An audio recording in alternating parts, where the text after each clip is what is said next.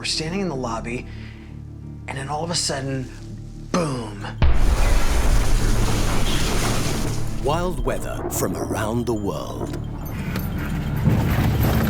We may not make it out of this alive. People in life-threatening situations. Oh my God, we've got damage. Climate change is having a dramatic and dangerous effect. I had the thoughts going through my head at the time that I may be getting sucked out of this.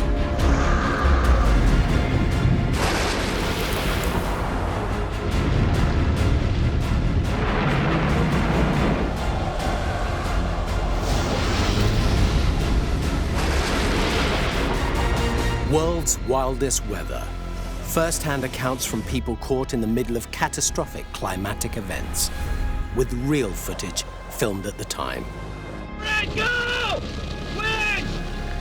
Expert analysis will also unpick how nature creates these incredible weather phenomena and explain the science behind them.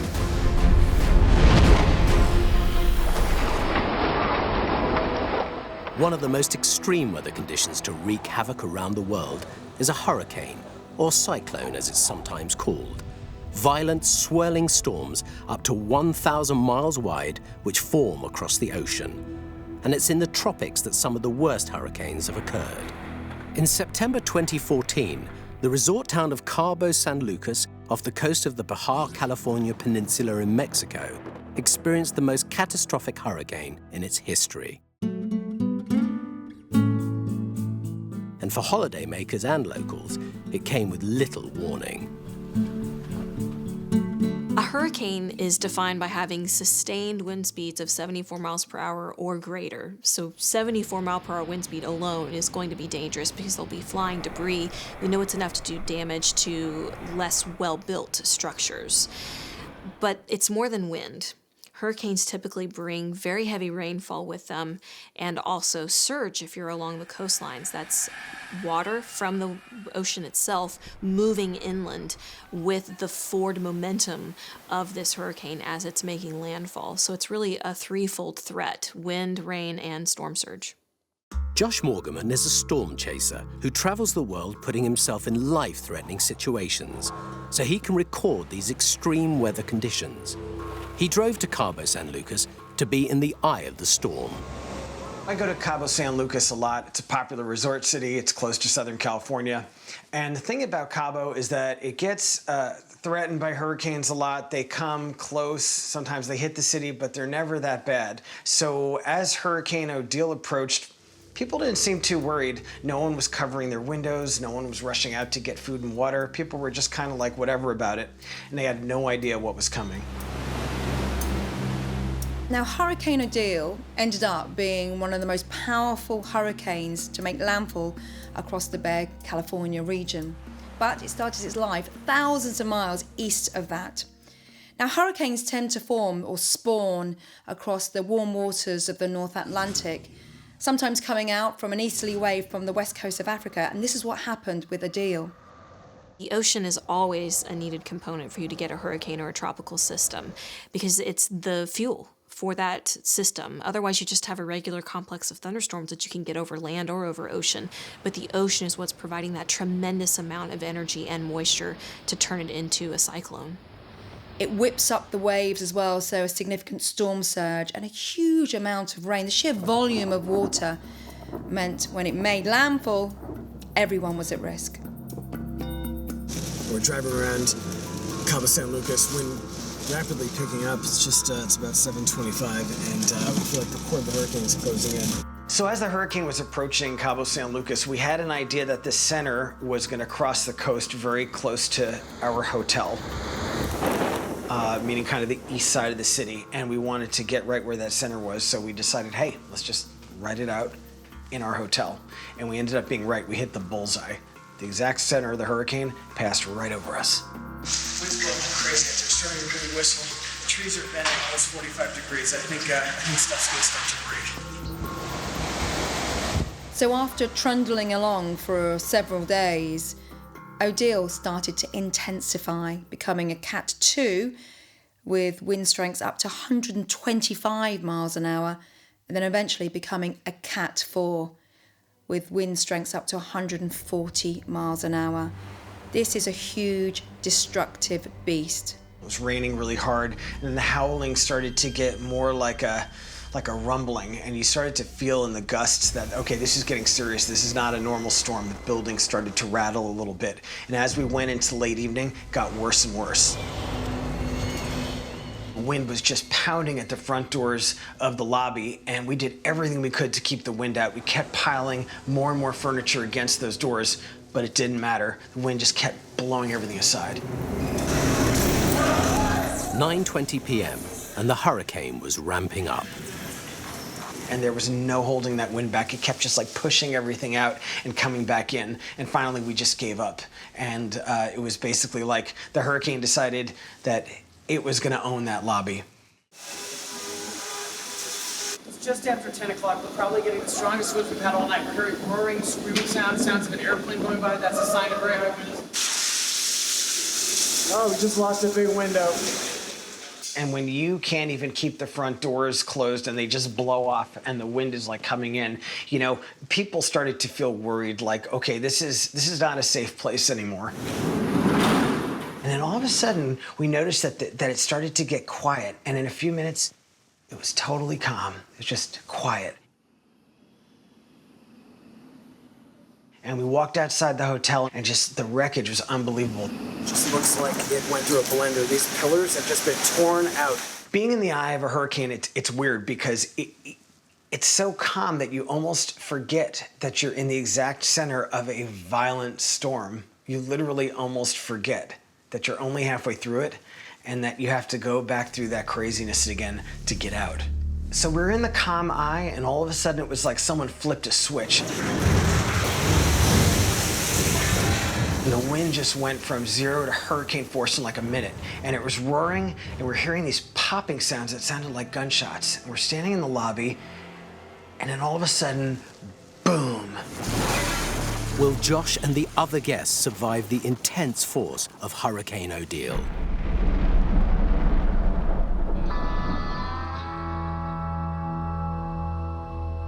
November 2016, Gatlinburg, Tennessee. A popular tourist destination at the foothills of the Great Smoky Mountains. A wildfire had been burning on chimney tops for several days, which was over 3,000 feet above Gatlinburg. Despite the fact a cloud of smoke was now choking the town, the authorities initially thought there was nothing to worry about, as the fires would just burn themselves out. Being a distance away from Gatlinburg, they also believed this didn't present any immediate danger to people living in the vicinity.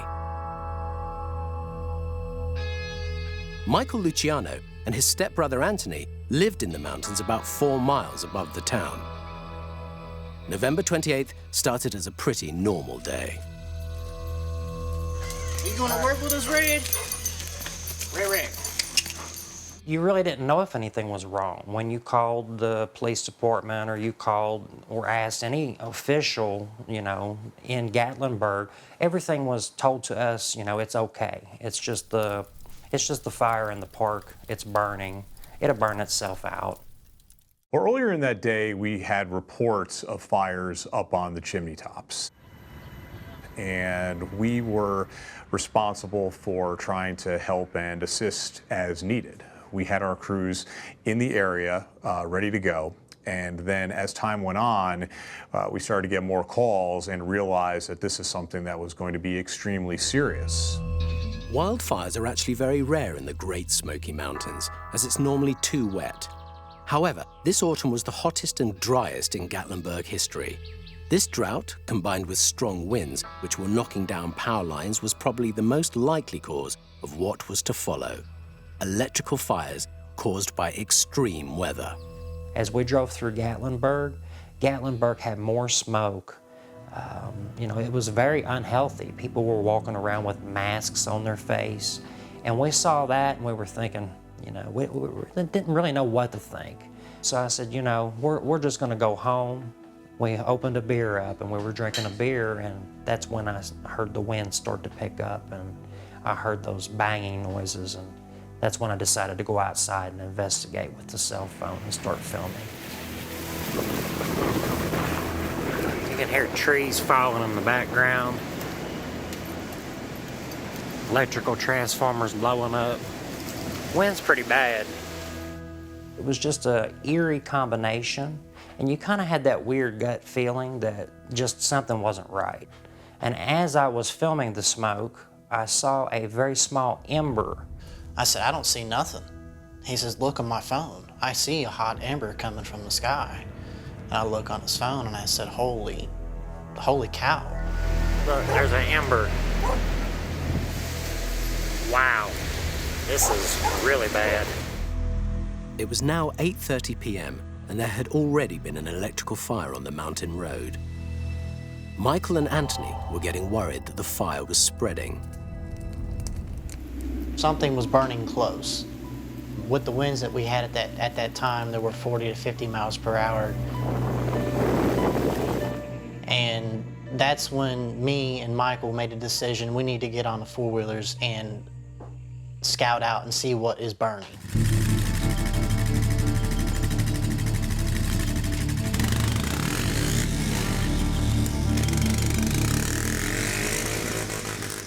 And about 400 yards from where we're sitting now, there were 3 cabins on fire, and there was fire encroaching up on another cabin, which would be our neighbor across the street. Yes, we need a fire truck at Twin Oaks. And I called 911 and requested a fire truck. They told me a fire truck was on the way, and they hung up on me.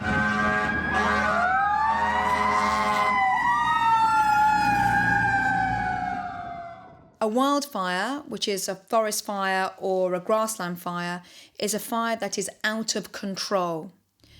And it pushes erratically across the land, eating up anything in its path, whether it be other vegetation, houses, buildings, outhouses. And however much firefighters try and control these blazes, it's really the act of nature which stops them, i.e. a change of wind direction or some rain. At that time, I told myself, it's time to get the hell out of here. You know, this fire with this wind, it is approaching quickly, and this is something that we need to get out of here. There's no way of playing with this at all. We need to get what we can out of here as fast as we can. You knew the fire was coming. You didn't know if help was coming. We raced into the house and we grabbed what we cherished the most. We were in survival mode. We didn't know how big the fire was. We didn't know what caused it. You know, it was just terrible. Believe it or not, the truck was loaded down with 10 gallons of fuel in jerry cans. Basically, we looked at each other and we were grabbing what we could. We thought that property would catch because of the winds and the approaching fires. Michael and Anthony now had to navigate 4 miles of treacherous mountain road to try and get to safety. We are now evacuating as Chalet Village is on fire. And we start driving through it. That worrisome fear from being inside the house, you know, are we gonna make it through what we just saw? That really kicked in. The heat driving through the fire was one of the most concerns I had. Shit. Go, go, go, go, go, go. I should have melted these tires in a heartbeat. Go. I can't see. Just hit the fucking gas. Oh, shit. God. The smoke was deep and heavy as we were approaching the fires, and it got worse and worse and worse. And I actually had to turn the headlights off and turn the fog lights on. And that's how thick it was. And I still could not see nothing in front of me. I can't see. You can see. Although the brothers didn't know it, the intense fires were raging across a 15-square-mile radius as far as downtown Gatlinburg. It had spread to their area in less than 30 minutes. If you would have been walking out there for 5 or 6 minutes, even in an area that wasn't affected, one wind shift would have just changed it all for you. You would have perished. We're not gonna make it across that road. Shit. Oh, fuck. Oh, shit. You're good. It really wasn't a wall of fire. It was more of a tornado of fire.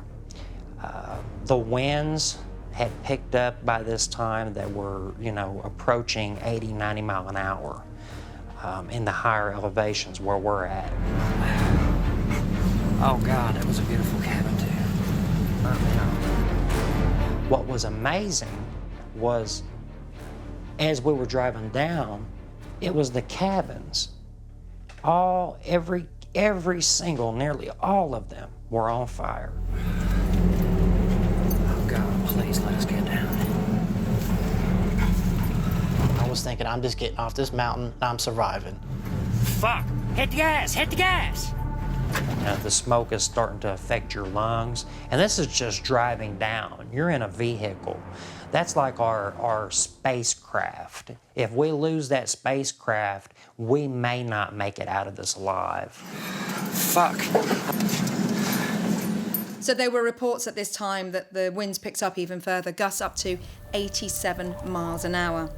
So with that, the wind changes direction and the fire spreads. Not only that, with such strong winds, it actually knocks down trees. So there's almost a domino effect, and this inferno becomes vast. Oh shit. Go, go, go. We don't hit a flat right here. Oh, fucking tree. Fuck, go through it. Go through it. I can't. Fuck. We cannot be stuck. Trapped in the car with fires raging around them, how will the brothers escape this nightmare? In September 2014, Josh Morgaman, a storm chaser, had traveled to Cabo San Lucas in Mexico to record the frightening Hurricane Odile and was barricaded in his hotel. It was now 11:50 p.m. Odile was one of the worst hurricanes ever to hit Mexico and was now raging as a Category 4 storm with wind speeds of over 130 miles per hour. It was just like a bomb went off. A whole glass wall of the lobby just exploded. Glass, furniture, pieces of the building just went flying. And the hotel guests, me and the manager, just scattered like rats.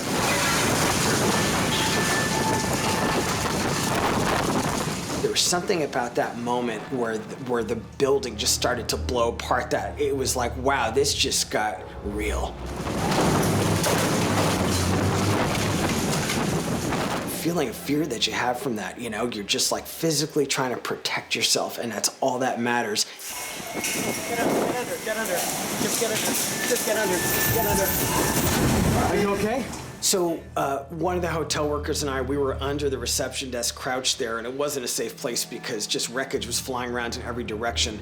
The office door opened, and another hotel worker just kind of like waved us in, and we sort of crawled on the floor into that room and shut the doors. And we thought we'd be safer, but we weren't. And the scary thing was there was nowhere to hide in this office. This building is getting literally torn apart, and we're trying to find a safe place. The whole main lobby just blew away, just everything. And now we're trying to find just somewhere to go before these windows blow out and the ceiling's coming up. So we knew we couldn't stay in that little office because those windows were gonna go, and then we'd be just killed by flying glass. So we needed to get out of there, but in order to get out of there, the only way to safety was across that lobby, which had just become a wind tunnel, actually a shooting gallery of flying debris. Okay, let's just try to run for it. Okay. You two go first. Because I have to close the door behind that. Okay. Remarkably, Josh and his friends managed to race across the lobby without getting hurt. But the fallout from the hurricane was immeasurable. When you're in a bad hurricane, just the power of it, it's not something a video could capture because it's not just visuals, it's not just sound, it's something you feel it in your chest, the vibration, the intensity of it. It can't be put into words.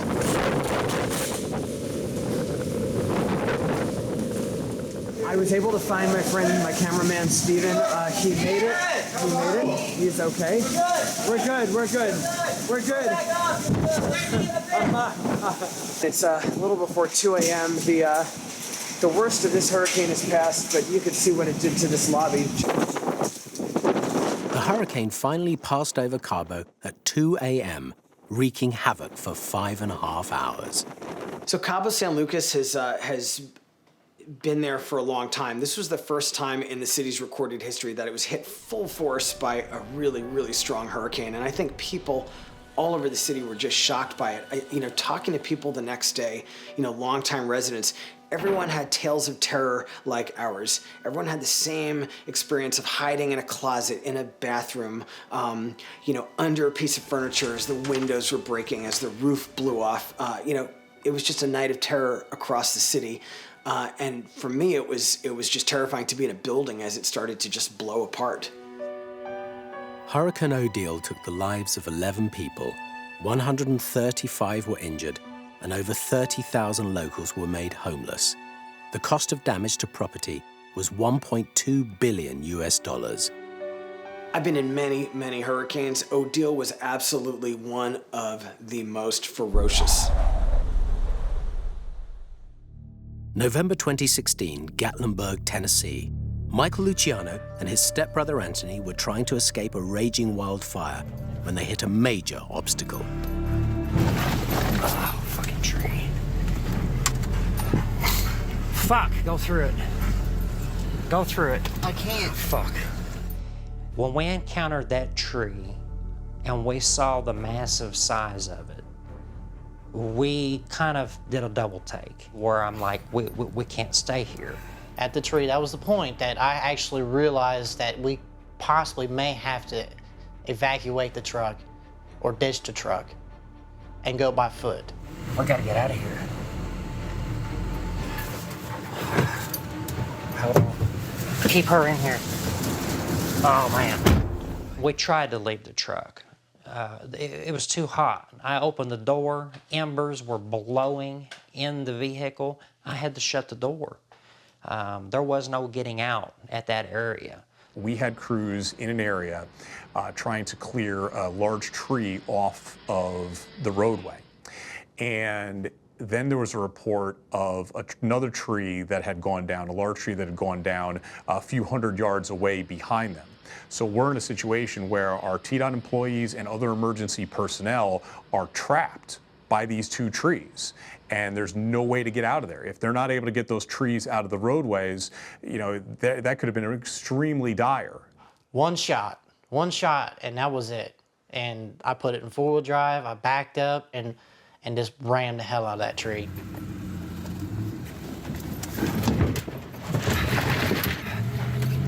We just drove through a tree. Oh, shit. No. Does this motherfucker want to die here? This fucking guy, fucking asshole.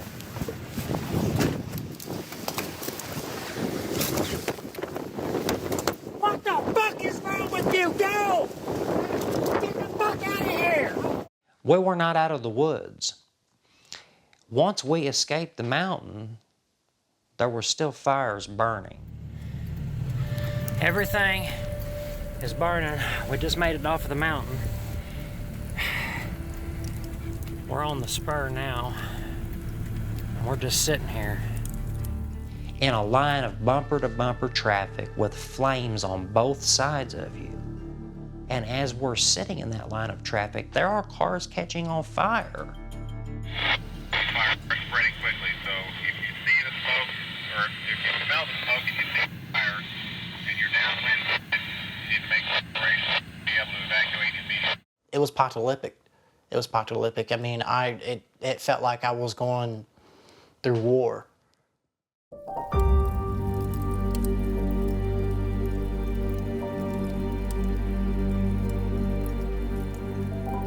The Gatlinburg wildfires of November 2016 caused complete devastation to the mountain resort. 14 people lost their lives, 134 were injured, and over 150,000 buildings were destroyed. The estimated cost of damage was $500 million and is regarded as one of the largest natural disasters in Tennessee history. The next day, I remember going up there, and when I went through these communities, it looked like a bomb had gone off. the only thing I could equate it to is when you see, pictures from war. So imagine just in your own neighborhood where one day everything is just as normal, and then that night there's a fire and everything is wiped out around you. The city, of course, they shut down the entire city. But we do know back roads. We were up here within 48 hours. We were actually helping some of the FEMA people that were up here. We actually helped run cadaver dogs around because there were no addresses left. There were no cabin names still posted. They were all burned up. And these first responders, they did a wonderful job, but they couldn't find properties that people lived in to do a proper search to see if they were home or not. It was so bad, the fatalities, and they were still searching. And, we made our way back up here. When we turned into the driveway, I couldn't see the property yet. And I was praying and praying and praying. I said, please, Lord, let the property still be here. And right when I came up and I seen the flags and the property still standing, I said, thank God. It was amazing that it survived. There's just no other words cannot describe it. It was very amazing to see the house still standing and all of your neighbors. Almost every cabin was gone.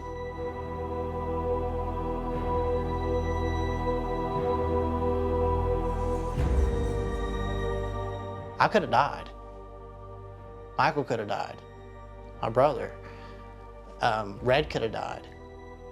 It come back to me and I realized, I'm thankful. The Gatlinburg fires of 2016, well, the land, the topography lends itself to bushfires. So all the elements were there already. The backdrop was there. That's the mountains and an absolute immense fuel load with forests just leading up the mountains and down the other side. All it needed was a dose of drought, and that's exactly what happened during the fall of 2016. Many people lost their lives. We were very blessed not to have lost ours.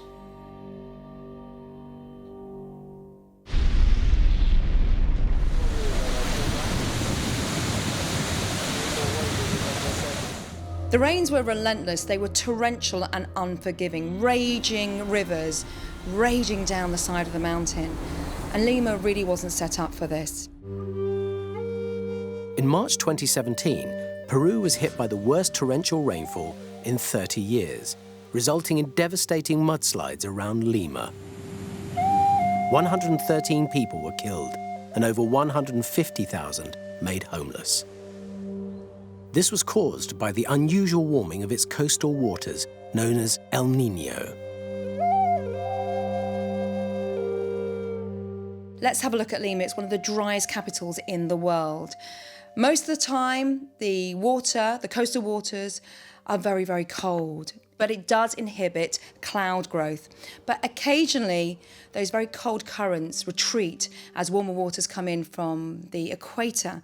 And what that means, the cloud starts to develop. There's lots of moisture in the air, lots of heat in the air. And any flooding event that happens along this western coast of Peru, it's down to El Niño. Temperatures along that sea surface were 5 degrees higher than average. Now that is significant. That allows clouds to grow and develop really quickly. And then the rains came. So where you see those thunderstorms develop and drop tremendous amounts of moisture in the El Niño side, that's when they're really going to inundate the coastal mountainous regions of Western South America, and that makes it particularly prone to mudslides.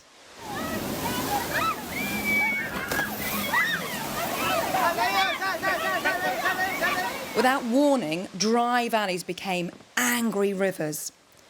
And to be honest, the signs were there early on. Chile had suffered some horrendous flooding and people had died. A similar situation the following month in Colombia. And then it was the turn of Peru, and particularly the region around Lima. Conditions were dreadful, but then they got even worse.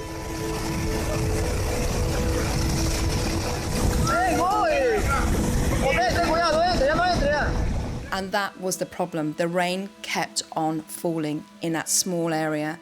The land was dry, the land was arid. It cannot cope with that much water. During a year, on average, Lima only gets half an inch of rain.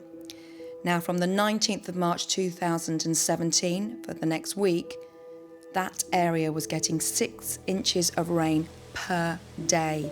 That's 12 seasons worth of rain just in a space of around 8 or 9 days. And that was the source of these horrific mudslides. And Lima was in the firing line.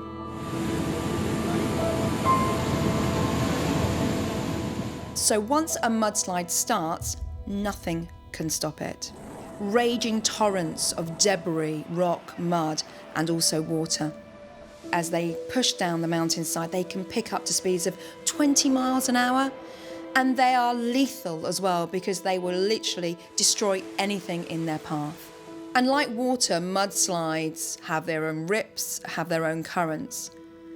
But once you get stuck under the surface of one of these mudslides, it's almost impossible to resurface. Can anyone survive once you've been swallowed up by a mudslide? This thing's going in towards Moore. Yeah, it's on the ground. I've got it on the ground. Moore, a town on the outskirts of Oklahoma City in the Great Plains region of the United States. On the afternoon of May 20th, 2013, Moore was hit by one of the deadliest tornadoes in US history, with a speed of over 200 miles per hour. The Tinker Credit Union was in the direct firing line. Jan Davis, the branch manager of the credit union, wasn't that concerned when she first heard there might be a tornado. I was not apprehensive about the storm. I really, thought it was just another storm, and of course you take precautions and do what you need to do when the time comes. That day I came in to work security here at the bank like a normal day. I recall there was a small chance of storms that day, but around here there's usually a small chance of severe weather. So it just kind of like a normal day for everybody. The morning of May 20th, I actually started off at my other branch. There was not rain at that point in time. The rain didn't start until I actually drove over here on 19th Street. It's coming! Oh my God, look at it! Chris, come on! Come on! Chris, it's really, come on! We were about halfway through the day here, and I heard about it. We were watching the weather in the break room on the TV. This is a tornado emergency for Moore in South Oklahoma. Oh my gosh, complete devastation. And then we began taking precautions for tornadoes. A tornado is a violently rotating column of air that connects from a cloud to the ground, and you have to have that connection for it to be called a tornado. You also are going to need something that causes that rising column of air to tilt just a little and start to spin. That's called wind shear. Different wind speeds and also directions at different heights up above the ground. So it's like you've taken a cake with different layers and then you've tilted it and then spun it just a little bit. As that main updraft goes up into the thunderstorm, you're generally going to see the entire storm start to spin. So now it's no longer what we call a cell, just one isolated thunderstorm. It's become this massive supercell that's spinning. And it's so wide and dark and debris filled that it's really terrifying to see come towards you. Oklahoma itself is the tornado capital of the world. More tornadoes hit here than anywhere else on Earth. Oklahoma is a breeding ground for tornadoes because you have the cold air aloft coming in from the Rockies, the very warm surface air coming in from the Gulf, and it clashes over this state. And it's one of the key ingredients, the stark contrast in temperature, which means that tornadoes can form. The credit union were aware of the dangers of tornadoes and had a plan in place. So the credit union has very specific procedures where if you have inclement weather, you go into a vault or you go into your storage shelter. When I really knew it was going to hit here, I already had everyone inside this vault at that point. The only two that were not in here was myself and my police officer, Greg Vandy. We were both outside of this vault, monitoring the weather and the TV. So it wasn't until a few minutes before I actually came into this vault that I knew we were going to take a direct hit. Okay, let's go to the storm tracker. Tornado emergency now in effect for Moore. Tornado emergency for Moore. You folks in Moore, you need to grab whatever it is you need to grab. Oh my gosh, that is incredible. As it got closer and closer, it was predicted to hit about a mile south of here, and then it changed directions. This is an extremely dangerous and life-threatening situation. If you cannot get underground, go to a storm shelter or an interior room of a sturdy building now. I couldn't really see the edge of either side of it. I could see stuff, cars and trees flying through the air, and it obviously looked like it was going to hit here. We've got damage. Okay, I'm watching it. Oh my God, we've got damage. Yeah, I'm all over this. We got power flashes. We got a major tornado west of, yeah, it's heading into Moore. Yeah, it's devastating. It's devastating. And that's when I went and looked out the back door and saw it was, you know, just pretty much across the street. So I knew it was pretty bad, so I ran and got into the money vault. And I've got power lines all over the place. And it looks like I'm gonna have to stop. It's just moving straight east, people. It's moving straight east. I'm gonna try to, I don't know what to do here. I don't want to get stuck. We're talking here rapid intensification, and it's really tricky to get the warning process right. The warning was issued at 2 p.m. that day, but by 2:56, the tornado had touched down. That is just not enough time for people to be prepared and actually escape the destructive power of such an immense beast. This thing is huge. It's taking the May 3rd path. It's going right into Moore. Will the credit union survive the tornado's deadly impact? The Lima mudslides in March 2017 took 113 lives, literally swallowing people up in its path. And really, when you see those poor people who died, who suffocated, who drowned in those mudslides, I'm absolutely amazed that anyone actually stepped out of it alive. Astonishingly, though, some people did.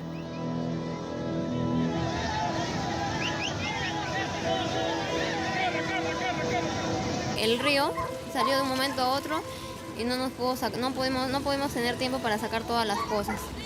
Todas las cosas se quedaron adentro, solamente lo único que podemos sacar es a los bebés y nada más. No sacamos ni ropa, ni pañales, ni leche.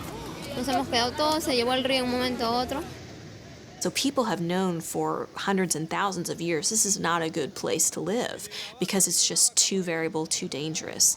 But over the last several decades, there has been more human development in this part of Peru, which meant that you were not only loosening what vegetation was there by building over it, you've brought thousands and thousands of people into this part of the world that is supremely susceptible to mudslides and extreme changes in climate. The catastrophic mudslides in Lima were the worst in Peru's recent history, causing an estimated $7 billion of damage.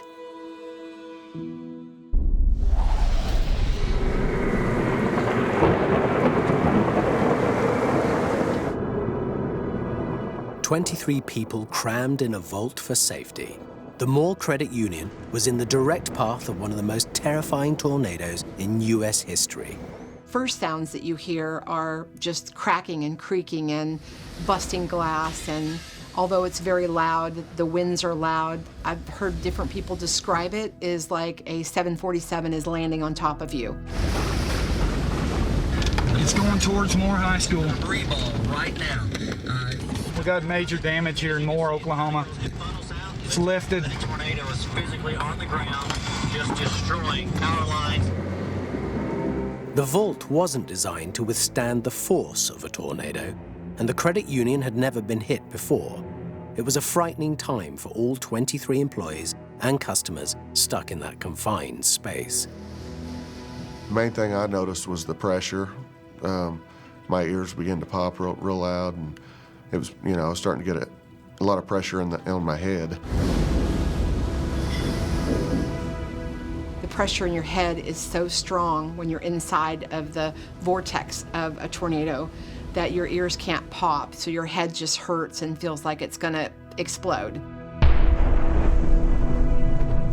The Moore tornado was defined as an EF5, the most extreme type of storm ever to be witnessed on planet Earth. With that, it was 1.3 miles wide, with wind speeds of around 210 miles an hour. So its destructive force was absolutely immense, and it pretty much decimated anything in its path. It's taking a line along 134th, and it does not look like it's going to let up.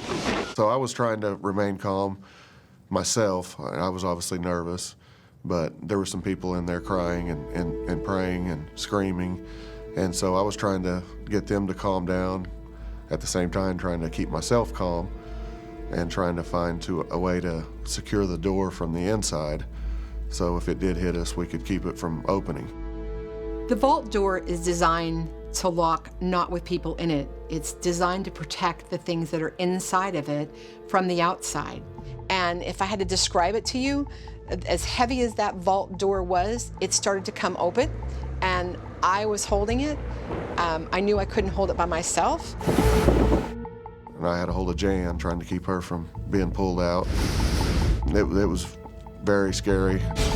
I had the thoughts going through my head at the time that, you know, I may be getting sucked out of this. When we first heard silence outside, so that was the first indication that maybe we were safe. So we waited for probably 2 to 3 minutes, just not sure exactly how long, and then we tried to push the door open. It would open about 6 inches, but not enough to get a person out. The doors are very thick, so we kept pushing on it. It was probably the scariest moment of the day. The smell of gas was still permeating everywhere and getting stronger by the moment. And we were just desperately trying to get the door open, but stuck inside. Everybody was trying to think of different ways to get out, and nobody could. We tried everything we could think of. 5 to 10 people pushing on the door, and it just wasn't budging. Eventually, some people that had taken shelter across the street came over to see if there were still people alive in our building, and they actually moved the things that were pinned in the door and opened the door enough for us to get out the door.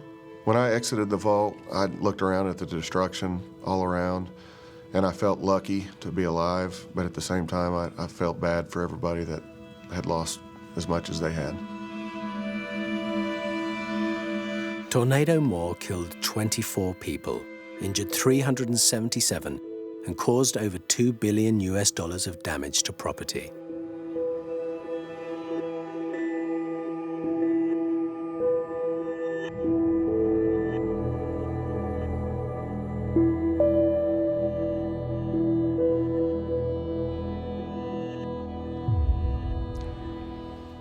There was no ceilings, there were no walls.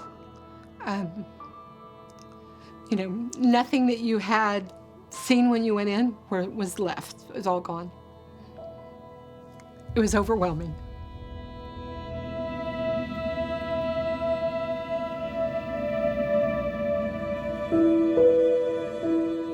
First thing I did is I looked west of here where the hospital was, and it was totally demolished. Across the street, all the houses were demolished. And then I looked around at the credit union we were in and saw that the only thing left really was the vault that we were inside.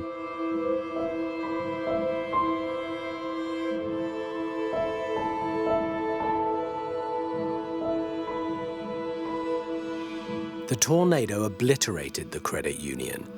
Everything had to be rebuilt at a cost of over $3 million.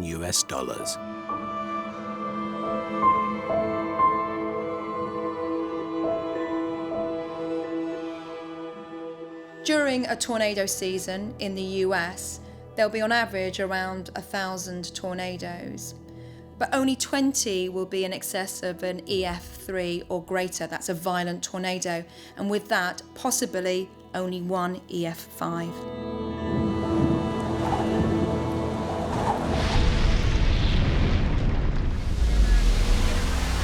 Next time on World's Wildest Weather, heroic rescues from raging floods, bushfires out of control, and tropical storms causing catastrophe in Australia.